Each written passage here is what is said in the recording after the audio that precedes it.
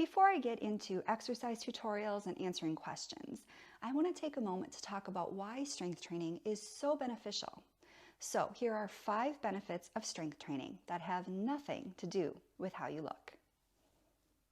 Build and maintain muscle mass. Building muscle mass is great, but maintaining it is especially important if, like me, you're a woman over 40.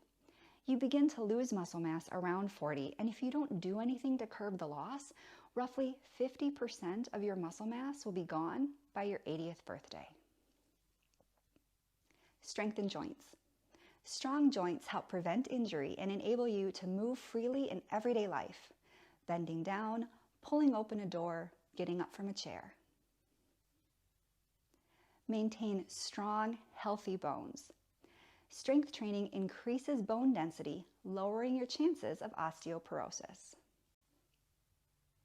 Improve cardiovascular health.